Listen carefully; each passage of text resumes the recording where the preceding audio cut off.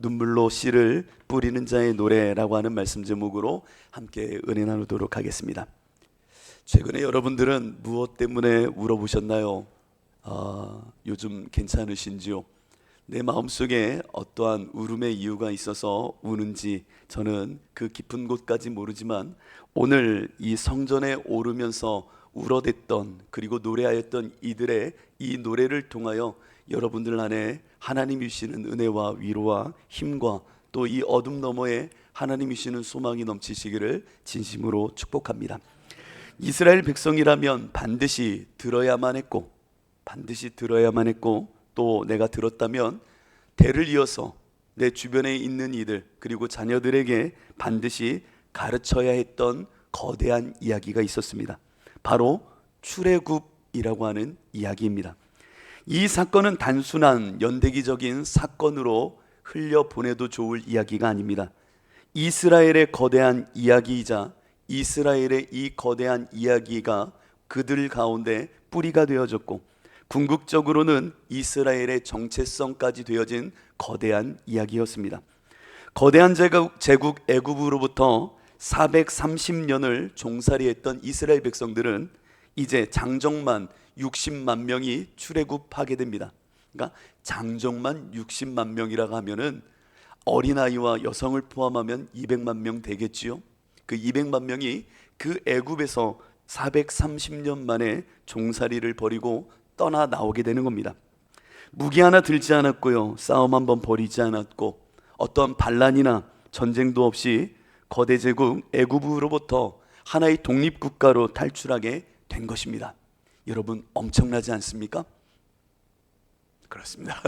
뭐 남들의 이야기인데 뭐 고생하셨겠네 그 양반들, 그럴 수도 있는데 정말 엄청난 일입니다. 이게 사람의 힘과 나름의 지혜와 계략으로 가당키나 한 일입니까? 불가능하죠. 정말이지 상상할 수도 없는 일이 벌어졌던 것입니다. 그냥 허구라면 고개 한번 끄덕이며 그럴 수도 있지라고 할 수 있는 일이지만 출애굽의 역사는 실제요 역사적인 사건이었기에 그 이스라엘 백성들에게는 감당할 수 없는 거대한 이야기가 그들 안에 들어오게 된 겁니다. 거대한 이야기, 이 이야기는 사람의 힘으로 할 수 없는 이야기다라고 하는 것으로 다가옵니다. 하나님으로만 가능한 이야기, 그분으로 시작되어 완성할 수 있는 신적인 사건, 초월적인 사건, 영원히 시간을 침노하고 영원히 역사에 들어와 일으킬 수 있는 엄청난 사건이었다는 겁니다. 그래서 여호와가 뭐죠? 스스로 계신 분, 그분이 스스로 계셔 그분만이 할 수 있는 일이 바로 출애굽의 사건이었다는 겁니다. 그렇게 이스라엘 백성들은 이 출애굽의 사건을 크게는 우리 민족의 이야기로 삼았고 작게는 나 개인에게 주시는 하나님의 거대한 플롯 이야기로 마음에 새겨야 했습니다. 이것이 중요합니다. 왜 출애굽의 이야기를 그 마음에 새기게 하느냐? 하나님의 일하심의 영적인 뼈대 플롯을 기억하게 하기 위함입니다. 인생을 살아갈 때 여러분들 모든 인생은 각기 다양한 모습을 갖지만 그 인생의 이야기들은 5개 정도의 플롯으로 다 압축되고 정리됩니다. 이건 저의 이야기가 아니죠.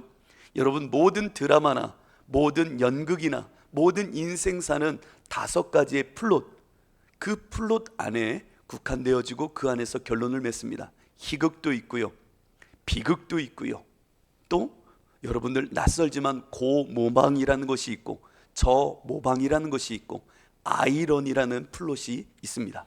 이 5가지 플롯 안에서 수많은 이야기들이 귀결되어지고 그 안에서 점철되어지며 그로 인한 의미를 갖게 됩니다. 하나님은 출애굽이라고 하는 이 엄청난 사건을 이스라엘 백성 전체와 그리고 개인에게 심겨주고 싶으셨던 겁니다. 그래서 신명기 6장 4절 이하의 말씀을 보면 쉐마 이스라엘, 여러분 한 번씩 들어보셨을 겁니다. 이스라엘아 들으라 라고 하는 엄청난 말씀을 대를 이어서 잊지 않고 기억하게 가르치도록 이 말씀을 주십니다. 제가 읽어드릴게요. 이스라엘아 들으라, 우리 하나님 여호와는 오직 유일한 여호와이심이라. 여러분 이것을 가장 먼저 가르치게 하는 겁니다. 쉐마 이스라엘, 이스라엘아 분명히 들으라, 우리가 아는 그 하나님 여호와는 오직 유일한 여호와시다라는 겁니다. 그분만이 스스로 계신 이시다. 전능자요, 전능자요, 전지자요, 또한 우리의 모든 것을 주관하시는 유일한 주권자이시다라고 하는 것을 선포케 하는 겁니다. 그리고 우리 하나님 여호와는 오직 유일한 여호와이신데 너는 마음을 다하고 뜻을 다하고 힘을 다하여 그 하나님 여호와를 사랑하라. 오늘 내가 내게 명하는 이 말씀을 너는 마음에 새기고 내 자녀에게 부지런히 가르치며 집에 앉았을 때에든지 길을 갈 때에든지 누워 있을 때에든지 일어날 때에든지 이 말씀을 강론할 것이며 너는 또 그것을 내 손목에 메어 기호를 삼으며 내 미간에 붙여 표로 삼고 또 내 집 문설주와 바깥문에 기록할지니라. 이것이 쉐마 이스라엘, 이스라엘이라는 정통성과 정체성, 그리고 그 안에 속해 있던 개별자들에게 끝까지 남겨주려고 하였던 거대한 하나님의 이야기였습니다. 너희는 기억하라는 겁니다. 반드시 이 이야기를 기억해야 된다는 겁니다. 이스라엘의 존재의 이유가 되고 앞으로 존재할 수 있게 하는 유일한 길이 되는 이 출애굽의 사건, 이 사건은 모든 이스라엘 백성의 마음 심지에 깊이 새겨진 이야기였습니다. 오늘 본문의 말씀도 마찬가지입니다. 쉐마 이스라엘에 그 말씀이 적용되어 오직 바벨론에서부터 끄집어 내실 수 있게 하신 이가 여호와시고 그 여호와가 우리의 인생을 이와 같이 인도해 내셨다라는 것을 노래하게 하는 본문의 이야기이기도 합니다. 시편 126편은 성전에 오르며 모든 이들이 속으로 노래하였고 입 밖으로 선포하였던 노래이기도 합니다. 저 예루살렘 3대 절기면 한 번 혹은 3번의 시간을 내어 그 성전 예루살렘 시온을 향하여 나아가면서 불렀던 노래입니다. 이 노래를 통하여 나에게 일하시는 여호와 하나님의 전지전능하심과 그분만을 의지하여 살아가는 나의 인생의 그 슬픔과 고통을 넘게 하는 이야기를 이 노래 속에 담아냈던 겁니다. 오늘 이 노래가 여러분들의 노래가 되기를 축복합니다. 이 노래를 통해서 여러분들이 기억해야 될 3가지 단어가 있다면 저는 기억과 기다림 그리고 기대라고 하는 것을 함께 나누려고 합니다. 첫 번째로 오늘 이 노래를 한번 보십시오. 1절로 3절 여호와께서 시온의 포로를 돌려보내실 때에 우리는 꿈꾸는 것 같았도다. 그때 우리 입에는 웃음이 가득하고 우리 혀에는 찬양이 찼었도다. 그때 문나라 가운데서 말하기를 여호와께서 그들을 위하여 큰 일을 행하셨다 하였도다. 여호와께서 우리를 위하여 큰 일을 행하셨으니 우리는 기쁘도다. 이 본문의 1절을 한번 보십시오. 우리가 시온의 포로를 돌려보낼 때에 여호와께서 시온의 포로를 돌려보내실 때에 우리는 꿈꾸는 것 같았도다 라고 말합니다. 뭐 하는 것 같대요? 꿈꾸는 것 같대요. 이 꿈꾼다는 표현이 단순히 사람의 감정을 표현하려고 쓴 말은 아닙니다. 그렇다고 일어난 어떠한 일의 경중이나 크고 작음을 표현하고자 굳이 쓴 말씀은 아닌 것 같습니다. 이 말씀을 깊이 묵상해 보십시오. 정말 저 바벨론으로부터 포로기를 끝내고 돌아오는 이 걸음, 정말 이것이 맞는가? 이것이 정말 우리에게 이루어진 일이 맞는가? 야, 꿈꾸는 것 같아 라고 말하는 이 꿈꾼다는 표현은 어떤 일에 대한 원인이 그리고 근거가 우리 자신에게 없구나 라고 하는 것을 밝히 보여주는 말씀입니다. 꿈꾼다는 것은 나에게 이유와 원인을 찾을 수가 없다는 거예요. 내가 기대하거나 내가 판단하거나 내 경험과 내 애씀을 통하여 이루어낼 수 있는 일은 꿈꾸는 거 아니에요. 마치 꿈꾸는 것 같다라는 것은 내가 기대하지도 않았는데 이루어졌다. 나에게 원인을 찾을 수가 없다. 그 근거됨이 내 안에서 아무리 샅샅 뒤져보아도 무엇 하나 발견될 수 없을 때 꿈꾸는 것 같다라고 말하는 겁니다. 사람의 노력이나 애씀의 결과가 아니기에 이런 게 된다고? 이런 일이 가능하다고? 정말이야? 이게 나한테 일어났어? 이게 꿈꾸는 겁니다. 여러분들 그냥 로또 됐다고 한번 생각해 보세요. 이게 정말이야? 이게 꿈이야? 이게 말이 돼? 말이 돼? 뭐 우리가 로또에 당첨된 적이 없으니 그냥 느낌이 이렇죠. 그런데 정말 와, 이게 말이 돼? 말이 돼? 이거 꿈 아니야? 꿈 아니야? 여러분들, 꿈꾼다는 것은 그렇습니다. 내가 기대하지 않았는데 정말 이루어진 사건에 대하여 꿈꾼다라고 표현하는 겁니다. 바사왕 고레스가 포로였던 이스라엘 백성에게 이제 시온 예루살렘으로 돌아가라 라고 말합니다. 70년 포로기를 마치고 뜬구름없이, 어떠한 기저에 어떤 흔들림도 없이, 미리 알 수 있는 예지도 없이 말해주는 겁니다. 가라 라고 말하는 거예요. 정말로요? 이거 진짜예요? 가도 돼요? 정말 가도 되는 거예요? 이거 꿈꾸는 것 같은 거예요. 이거 말도 안 되는 일인데 이게 무슨 일이야 이게? 우리가 뭐 한 게 있어야 가지? 그러나 쉐마 이스라엘, 여호와의 그 전지전능하심과 여호와를 기억했던 이스라엘 백성들은 그때에도 기억하였습니다. 아, 여호와께서 일하셨구나, 하나님께서 일하신 것이구나. 그래서 2절과 3절을 보면 이렇게 기록을 합니다. 여러분들 한번 보십시오. 그때에 우리 입에는 웃음이 가득하고 우리 혀에는 찬양이 찼었도다. 그때의 문나라 가운데서 말하기를 여호와께서 그들을 위하여 큰 일을 행하셨다 하였도다. 3절, 여호와께서 우리를 위하여 큰 일을 행하셨으니 우리는 기쁘도다. 무엇입니까? 여호와가 행하셨음을 기억하는 겁니다.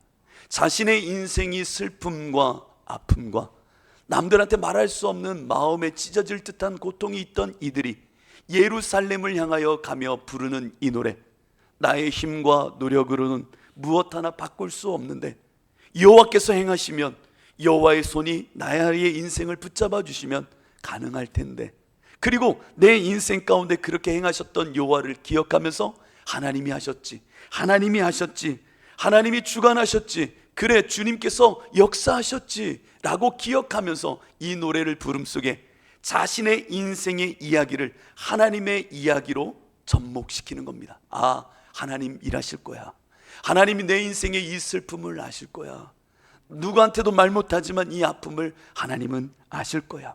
그리스도인들은요, 나라는 자기 한계, 자기 이유, 자기 원인에 갇히면 안 되는 존재입니다. 여러분들은 절대로 자기에게 갖추시면 그 안에 묶이면 안 되는 존재들입니다. 여러분들은요, 그냥 나를 나 자신에게 맡기고 무엇인가 그냥 마음을 턱 놓게 되면요, 저 공중권세 잡은 자들, 세상 주관자들, 악의 영들, 저 악한 사단 마귀가 여러분들의 마음과 삶을 붙잡으려고 합니다. 어둠이 여러분들을 꽁꽁 묶어서 다른 것을 생각지 못하게 하고 절망과 우울과 세상의 원리 속에 비극적인 인생으로 여러분들을 끌고 가게 됩니다. 그래서 그리스도인들은 나 스스로 있으려 하면 안 됩니다. 여호와, 오직 유일하신 여호와, 스스로 계신 그분, 인생의 터전이 되시고 구원이 되시고 나의 생명이 되시는 그분 위에, 그분 안에 있어야 그리스도인이 되는 겁니다. 그래서 오직 유일하신 여호와를 기억해내야 됩니다. 나의 힘으로 그 슬픔과 고통에 그냥 멈춰 있으면은 악한 사단, 공중권세 잡은 자들의 우울과 실망과 패배와 끊임없는 자기 절망으로 끌고 가게 되는 겁니다. 그래서 여호와의 이야기, 쉐마 이스라엘, 그래 여호와를 기억하자, 출애굽의 그 이야기를 기억하자, 하나님께서 하셨지, 하나님께서 하실 거야 라고 하는 곳으로 달려가야 되는 겁니다. 여러분, 예수 믿는다고 예수 안에 거하는 건 아닙니다. 이것이 우리가 너무나도 잘 아는 인생 아닙니까? 야곱, 이스라엘이라고 하는 거룩한 이름을 가졌던 사람이죠. 이 이스라엘이라고 하는 이름을 가졌던 야곱의 자녀들은 12명이었습니다. 12지파를 상징하게 되죠. 그 12지파, 그 12지파가 다 이스라엘 안에서 꿈을 꾸며 하나님의 역사를 기대했던 것 같습니까? 그렇지 않습니다. 이스라엘을 자손이라 하여서 그들이 다 꿈꾸는 자, 꿈과 같이 여호와의 일하심을 기대하던 자는 아니라는 겁니다. 요셉을 기억하십니까? 요셉이 형들에게 다가가지요. 그런데 형들은 그 요셉이 너무나도 싫었습니다. 같이 이스라엘 그 야곱의 자녀로 있는데 어찌 저 요셉만 꿈을 꾸며 허탄한 이야기를 하듯 저렇게 붕붕 떠서 살아가는가? 정말 싫었어요. 그래서 형들이 죽이려고 의논하지요. 그리고 그 요셉이 올 때에 형들이 이런 말을 합니다. 요셉이 그들에게 가까이 오기 전에 그들이 요셉을 멀리서 보고 죽이기를 꾀하여서 서로 이르되 꿈꾸는 자가 오는도다. 저 꿈만 꾸는 자가 온다라는 겁니다. 그리스도인들은 이 꿈꾸는 자거든요. 저 꿈꾸는 놈이 온다. 우리와 다른 세계에 살아 다른 이야기에 묶여있는 자가 온다라는 겁니다. 이스라엘이라는 아버지를 같이 둔 형제지만 정말 꿈꾸는 자의 세계에 있는 자는 이 당시에 요셉밖에 없었다는 겁니다. 마찬가지입니다. 예수님을 믿는다 하여서 예수님의 복음, 그 이야기, 하나님의 근간에 살아가는 그리스도인들은 그리 많지 않습니다. 여러분들은 하나님의 이야기, 그 이야기를 기억해야 됩니다. 그리고 여호와께서 나의 인생 가운데 행하셨던 하나님의 역사들을 늘 고백하며 찬양할 줄 알아야 됩니다. 그래야 슬픔을 이겨낼 수 있기 때문입니다. 기억의 힘이 신앙의 힘이 될 때가 있습니다. 내가 여호와를 기억해야 됩니다. 여호와가 어떻게 내 인생 가운데 지금까지 행하셨는지, 그 파편과 같은 일상이지만 그 이야기 속에 일하셨던 하나님을 붙잡아내야 됩니다. 그 하나님을 기억해야 근력이 생기는 겁니다. 여호와를 기억해야 됩니다. 저는 늘 하나님 앞에서 이런 생각을 합니다. 난 하나님이 만든 인생 가운데 나의 이야기 속의 주인공이야 라고 하는 생각을 늘 합니다. 여러분들도 그래요. 하나님 앞에서 하나님이 주신 이야기 속에 여러분들은 주인공이에요. 하나님이 그 이야기에 캐스팅한 거예요. 비록 얼굴은 못생기고 좀 형편없어도 아무튼 주인공으로 삼아 주신 거예요. 주인공이 되어졌다면 여호와의 연출하심을, 여호와께서 나를 조정하심을, 주의 근간 안에서 내가 세워져 가고 있음을 기억해야 됩니다. 하나님께서 나를 이렇게 도우셨지, 지금까지 이렇게 하나님이 역사하셨지, 수많은 이야기 속에서도 바벨론에서 나를 포로기에 끄집어내셨던 하나님, 저 출애굽에 일하셨던 여호와 하나님, 그 하나님을 기억하듯 여러분들은 여호와의 일하심을 늘 기억해야 됩니다. 그래야 오늘 이 슬픔 너머에 하나님의 일하심의 연출하심과 앞으로 인도하심을 꿈꿀 수 있기 때문입니다. 여러분 기억하십시오. 기억이 힘입니다. 여러분 다윗을 기억하시죠? 사울 왕 앞에 섰을 때의 다윗, 그 다윗은 이런 고백을 한나라 왕 앞에서 하게 됩니다. 다윗이 이르되 여호와께서 나를 사자의 발톱과 곰의 발톱에서 건져내셨은즉 나를 이 블레셋 사람의 손에서도 건져내시리이다. 기억하는 겁니다. 여호와께서 나의 어린 시절에 목동으로 사는 그 삶 속에서도 이렇게 일하셨던 하나님이 저 블레셋의 골리앗이라는 자와 싸울 때에도 동일하게 하나님은 일하실 거야. 하나님이 나를 이 이야기의 주인공 삼으실 거야 라고 하는 그 기억으로 힘을 얻었다라는 겁니다. 신앙, 믿음의 힘은 기억의 힘이기도 합니다. 여호와의 일하심을 항상 기억하고자 힘쓰십시오. 고난 중에 있는 기억의 근력을 활용해야 됩니다. 내가 그때 힘들 때에 여호와로 일어섰지, 그 여호와 하나님의 일하심을 보았지, 하나님이 나를 일으키셨지, 오늘도 그 하나님은 나를 붙잡아 주셔, 그 하나님은 나를 떠나지 않으셔 라고 하는 이 확고한 기억의 힘을 가지셔야 됩니다. 그래서 우리들이 신앙을 고백하고 끊임없이 말씀을 상고하며 주의 말씀 안에 거하려고 노력하는 겁니다. 여러분 기억하십시오. 여호와께서는 여러분들의 인생을 지금까지 인도하셨고 책임지셨고 함께하고 계십니다. 두 번째로 오늘 본문 4절을 한번 보십시오. 여호와여 우리의 포로를 남방 시내들 같이 돌려보내소서라고 노래를 합니다. 바벨론에서 돌아온 자들, 그들은 이제 고국으로 온 것입니다. 70년 만에요. 70년 만에 고국으로 돌아왔는데 그들의 노래를 잘 보십시오. 아직 그리고 여전히 바벨론에는 우리의 동족이 남아 있다라는 겁니다. 그들이 와야 되는데 그런데 많은 사람들은요 자신의 고통을 넘어서서 바벨론이라고 하는 메타포, 상징이 갖고 있는 그 고통을 넘어서서 예루살렘, 내가 있어야 될 자리에 오면 금세 문을 닫아버립니다. 왜? 내 고통이 끝났다 생각하기 때문에. 나 안 아프니까 문을 닫아버리는 겁니다. 그런데 오늘 본문을 보십시오. 문을 닫지 말라는 겁니다. 문을 열어두라는 겁니다. 왜요? 아직 올 너희의 고통 중에 있는 민족이, 너희의 지체들이 있다는 겁니다. 문을 닫지 마. 문을 닫지 마. 문을 닫지 않는다는 것은 기다린다는 겁니다. 그들이 올 때를 기다린다는 겁니다. 옛날에 토지나 태백산맥 이런 소설을 보면요, 이 전쟁통의 부모님들은요, 전쟁을 나가거나 고된 일로 어디에 나가면 자식들을 위해서, 떠난 자식을 위해서 밥 한 공기 따뜻한 것을 늘 퍼놓습니다. 왜요? 올 것을 기다린다는 거죠. 기다린다는 거죠. 소설 안 읽어보셨어요? 아무튼 그래요. 대문도 열어놔요. 왜요? 아직 돌아오지 않은 내 자녀가 있다는 겁니다. 내가 지금 밥을 먹고 편안히 눕지만 고통 중에 있는 내 자녀, 아픔 속에 있는 내 자녀 아직 오지 않았다는 겁니다. 그래서 대문을 열어놓고 따뜻한 밥 한 그릇 올려놓는 겁니다. 눈물로 그 돌아와야 될 자녀를 기다리는 겁니다. 오늘 본문을 보니까 우리의 포로를 남방 시내들 같이, 비유법입니다.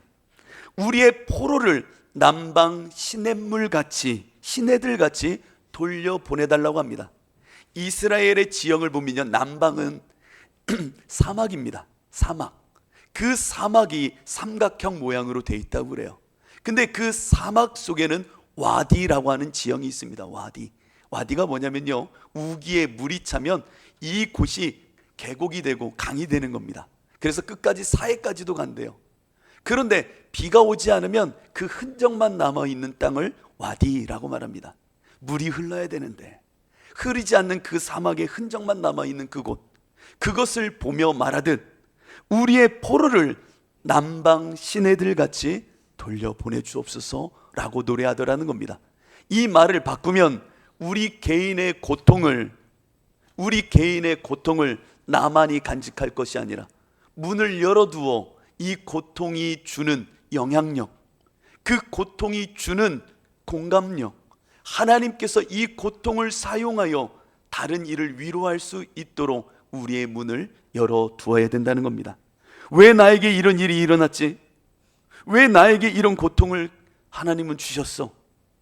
그런데요, 그 고난을 자기 실존의 아픔으로만 바라보는 것은 당연한 일인지도 모릅니다. 그러나 고난은 고통받는 자로 하여금 움츠러들게 하는 속성이 있지만 그리스도인들은 문을 닫아서는 안 됩니다. 그리고는 기다려야 됩니다. 하나님께서 나의 이 고통을 넘어 이 고통을 통해 누군가를 위로하고 이 고통 속에 함께할 이들, 그리고 그들을 위로할 자들을 기다리게 하시는 이 문을 닫지 않은 채 그들에게도 임할 하나님을 기도해야 된다는 겁니다. 여러분, 이것은 십자가의 생명의 원리요 선포입니다. 십자가는 예수 그리스도가 그냥 죽은 개인의 사건이 아니잖아요. 예수님이 십자가에 죽으심은요, 그분이 십자가에 죽으심은요, 이 십자가를 통하여 하나님의 사랑을 확증하기 위함이요, 이 십자가를 통하여 모든 인류를 구원하기 위한 개인의 십자가가 아닌 온 인류를 향한 하나님의 역사라는 겁니다. 여러분들의 삶은 단순한 슬픔과 고통으로 끝내서는 안 됩니다. 그것은 슬픔을 오용하는 것이고, 감히 말씀드리자면 슬픔을 낭비하는 겁니다. 여러분들에게 주신 이 슬픔은 십자가의 역사가 되게 하여 누군가를 위로하고 누군가를 살리고 누군가에게 크신 하나님의 영광과 일하심을 밝히 비추어 줄 수 있는 것이 돼야 됩니다. 그래서 이 슬픔의 문을 함부로 닫지 마십시오. 여호와께서 문을 열어두게 하신 이유는 너의 그 고통을 통해 누군가를 위로하고 누군가에게 이 고통 속에서도 예수 그리스도의 십자가와 그 능력과 위로와 참 소망을 보게 하시고자 그 문을 열어두게 하시는지도 모릅니다. 그렇기에 우리는 이 노래를 부르며 기다림의 모습을 생각해야 됩니다. 언젠간 이 와디, 메마른 땅인데 흔적만 남은 땅이지만 언젠간 물이 회복되고 이곳에 생명이 흘러갈 거야. 이것을 기대하는 마음이 있어야 된다는 겁니다. 요셉이란 사람이 있었습니다. 요셉은 형들에게 버림받고 노예로 팔려갑니다. 게다가 감옥에 갇혀 말할 수도 없는 어둠의 칠흑 같은 시간을 보내게 되지요. 처음에는 이것이요, 요셉 개인의 비극이었습니다. 나만의 문제였죠. 나만의 고통이었고 나만의 실패였고 아무도 알아줄 수 없는 외톨이의 모습처럼 던져진 듯하였습니다. 고난 그 자체, 누가 뭐라 하여도 말할 수도 없는 아픔이었습니다. 하지만 시간이 지나고 하나님 안에서 삶을 살고 마지막 요셉은 형들 앞에서 이런 고백을 하게 됩니다. 이것이 그의 진정이었고 그의 신앙의 참 면모였고 무엇을 바라며 고난을 넘어섰는지를 알게 하는 본문이기도 합니다. 창세기 50장 20절 이하를 보니까 이렇게 기록합니다. 당신들은 나를 해하려 하였으나 하나님은 그것을 선으로 바꾸사 오늘과 같이 많은 백성의 생명을 구원하게 하시려 하셨나니 당신들은 두려워하지 마소서. 내가 당신들과 당신의 자녀를 기르리이다 하고 그들을 간곡한 말로 위로하였더라. 개인의 고난이 공동체의 한 나라의 큰 위로로 삼아지더라는 겁니다. 여러분들, 이것이 우리 안에 있어야 됩니다. 대다수의 사람들은 고난의 문을 통과하면 급히 문을 닫아버립니다. 야, 나 이제 살았다, 나는 됐다 라고 말이죠. 그 고난이, 고통이 꼴도 보기 싫어서, 그 흔적과 냄새를 맡기도 싫어서 누구나 할 것 없이 문을 닫습니다. 저도 그래요. 그런데 오늘 시편 126편은 문을 닫지 말라고 합니다. 아직 들어오지 않은 이들이 있다는 거죠. 문을 열어둔다. 왜 나 외에 다른 이들이 아직 오지 않았기에, 회복을 얻어야 될 자들이 있기에 십자가를 세우듯 그 문을 닫지 않고 그 십자가의 능력을 드러내며 이것을 통하여 누군가를 위로하고, 누군가는 나의 모습을 보면서 하나님의 역사와 하나님의 영광과 십자가의 그 고난 너머의 위로를 보는 자들이 있다라는 겁니다. 하용주 목사님 여러분 아시지요? 하용주 목사님은 간암으로 오랫동안 고생하셨습니다. 평생 간암 수술을 제가 알기로는 7번이나 받을 정도로 심각한 투병 생활을 하셨던 분입니다. 그럼에도 불구하고 설교하기를, 그리고 강단에 오르기를 너무나도 좋아하셨던 목사님입니다. 설교하면 나 살아요 라고 했던 목사님이에요. 설교를 하면 나 살아요. 늘 누워서 투석하고 간암으로 고생하고 힘이 없던 분이지만 주일날 강단에 오르면 나 살아요 라고 하면서 그 연약한 몸으로 설교를 하셨습니다. 그런데 하루는 목사님이 병원에 또 누워있을 때의 이야기입니다. 한 성도님들이 고통 속에 있다가 목사님께 위로받고자 뛰어갔다는 겁니다. 목사님 저 암에 걸렸대요. 그런데 얼마 살지 못한대요. 목사님 저 어떻게 해요? 너무 힘들어요. 목사님 사실 죽고 싶어요. 너무나도 고통스러워서 하루하루가 너무 끔찍해요 라고 말했다는 겁니다. 그때 목사님이 조용히 그분을 보시면서 이렇게 말씀하셨다고 합니다. 저도 암 때문에 여러 번 수술했죠. 아시죠? 성도님 얼마나 힘드십니까? 그런데 저는요, 하나님이 살려주신 하루를 예수님과 함께 행복하게 삽니다. 힘내세요, 힘내세요 라고 말하는데 그분이 벌컥 울으면서 그 목사님을 끌어안았다는 겁니다. 그렇구나 7번의 수술을 겪으신 목사님도 예수로 저렇게 사는데 나도 살아야지 라고 하면서 그 고통 중에 십자가를 통해 일어나는 목사님을 통해 더 큰 힘을 얻었다는 겁니다. 여러분들의 인생의 모습은 아무도 알아주지 않는 듯 슬프고 고난과 아픔이 있는 이들도 있습니다. 그러나 걱정 마십시오. 하나님은 여러분들이 문을 닫지 않고 십자가를 세우듯 주님 안에서 여호와의 일하심을 기다리며 그 고통을 넘어서는 그것을 통해 누군가를 살리고 누군가를 보게 하여 십자가의 영광이 무엇인지를 알게 하실 것입니다. 여러분들의 슬픔은 개인만이 아니라 이제는 하나님께서 그 슬픔 너머에, 감히 말합니다, 하나님의 영광을 드러낼 수단이요 하나님의 방법으로 사용하시기도 한다는 겁니다. 여러분들 그 슬픔을 십자가의 영광으로 하나님께 올려드리십시오. 마지막으로 오늘 본문을 보면 여러분들이 너무나도 잘 아시는 말씀 5절과 6절의 말씀이 있습니다. 눈물을 흘리며 씨를 뿌리는 자는 기쁨으로 거두리로다. 울며 씨를 뿌리러 나가는 자는 반드시 기쁨으로 그 곡식단을 가지고 돌아오리로다. 아멘이십니까? 야, 저 국민학교 2학년 때 서울 처음 가봤습니다. 대단하죠. 초등학교 2학년 때 서울 처음 갔습니다. 고모 집에 들어가 있는데 할머니가 밖에 나가면 누가 너 잡아가니까 나가지 말래요.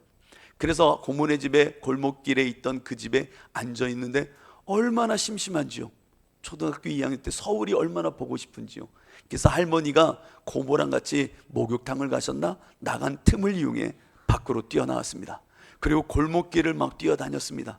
골목길을 뛰어다니면서 고모 집 저기지 하면서 서울 골목길을 뛰어다녔습니다. 그 당시에는 답심리에 기지역이라는 곳이 있었던 것 같아요. 거기로 갔었거든요. 기지역. 그 동네가 굉장히 청량리가 옆에 있는 좋지 않은 그런 허름한 동네였던 걸로 기억해요. 골목길을 돌아다니다가 아이고 고모 집 돌아가야지 하고 돌아가는데 길을 못 찾는 거예요.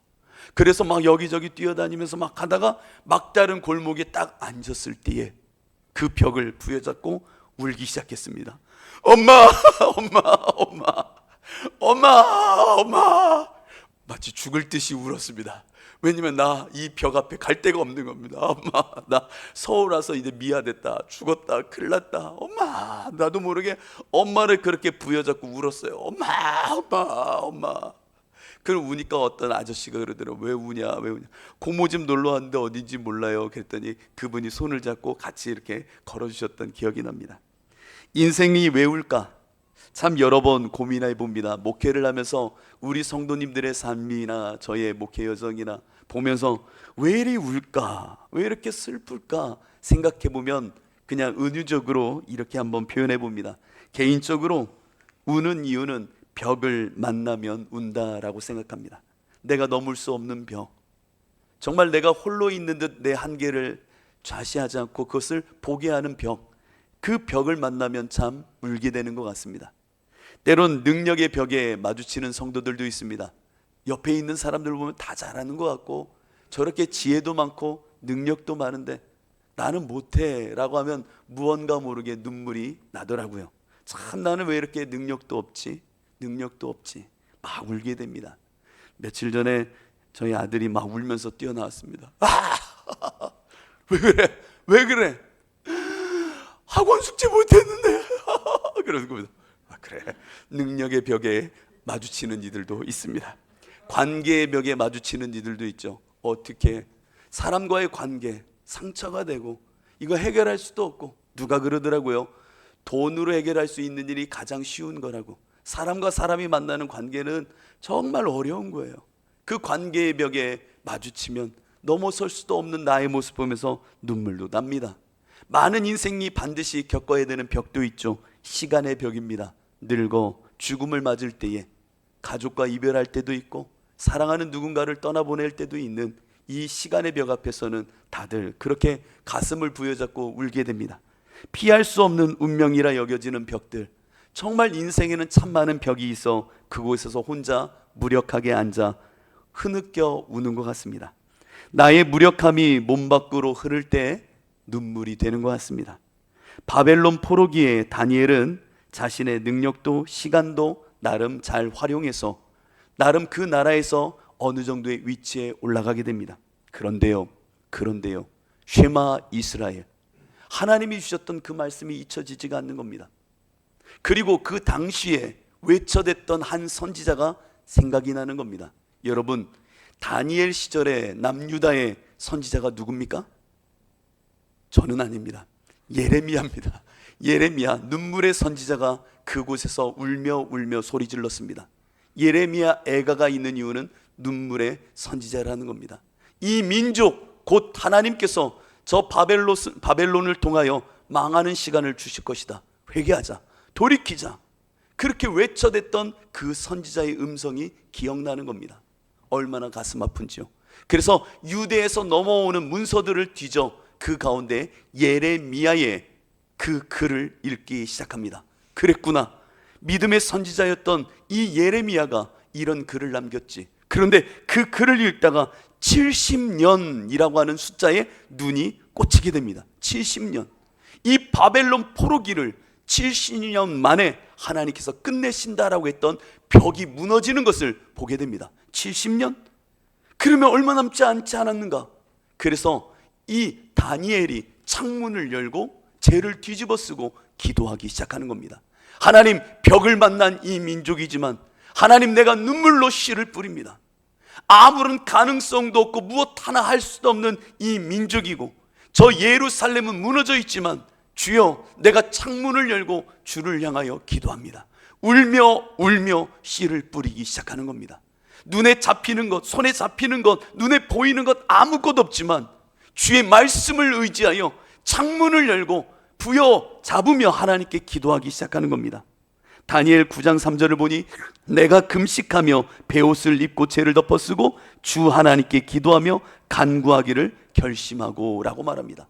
예레미야의 말씀과 그 말씀을 확인하여 70년이란 벽이 얼마 남지 않았음을 확인한 그때에 좌절하지 않고 울면서도 씨를 들고 밖으로 나가 씨를 뿌리는 모습입니다. 울고 울고 그 자리에 멈추면 그냥 속만 후련할 뿐입니다. 그러나 울며 씨를 갖고 밖으로 나가 버리는 듯 뿌리는 자는 미래의 문을 여는 겁니다. 하나님, 나는 웁니다. 그러나 울더라도 이 씨를 갖고 나아가 뿌리겠습니다.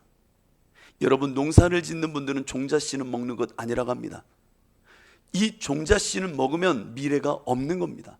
아무리 배가 고파도 종자씨는 남겨두는 겁니다. 그런데 이 종자씨까지 먹는다는 것은 스스로의 인생을 완전히 포기하겠다는 겁니다. 다니엘은요, 종자씨를 남겨두었습니다. 기도, 눈물로 이 기도의 씨를 뿌리는 것, 기도도 버려버리고 절망 속의 말씀도 버려버리는 인생이 아니라 마지막 남겨진 종자씨와 같은 하나님의 이 기도와 그리고 말씀을 부여잡고 밖으로 나가 씨를 뿌려버리는 겁니다. 왜요? 남들은 버리는 것 같고 기도한다고 돼? 말씀 본다고 돼? 라고 말할지 모르지만 주님을 향하여 그 울면서도 씨를 들고 나아가 그 밭에 뿌릴 때에 하나님께서는 반드시 기쁨으로 단을 거두게 하신다는 겁니다. 이 노래를 여러분들이 불러야 됩니다. 울고 앉아있지 마십시오. 십자가 앞에 우는 것으로 끝나지 마십시오. 울더라도 씨를 들고 그 씨를 갖고 나아가 밭에 뿌려야 됩니다. 그 뿌릴 때에 하나님의 역사와 일하심이 있다라는 겁니다. 저의 개인적인 이야기지만 저희 어머님은 큰아들을 먼저 잃으셨습니다. 잃으시고 나서 하림 공장을 다니셨던 어머님은 제 생각에도 무엇 하나 손에 잡히시지 않았을 것 같습니다. 큰아들 먼저 떠나보내고 무엇 하나 손에 잡히는 게 있겠습니까? 갑작스럽게 청천벽력처럼 하루아침에 군대 갔다 온 다음 날 교통사고로 떠나니 무엇 하나 손에 잡히는 게 있겠습니까? 그런데 나중에 저한테 이런 얘기 하시더라고요. 니들 보고 니들 때문에 주저앉지 않고 일어나서 공장으로 나가셨다는 겁니다.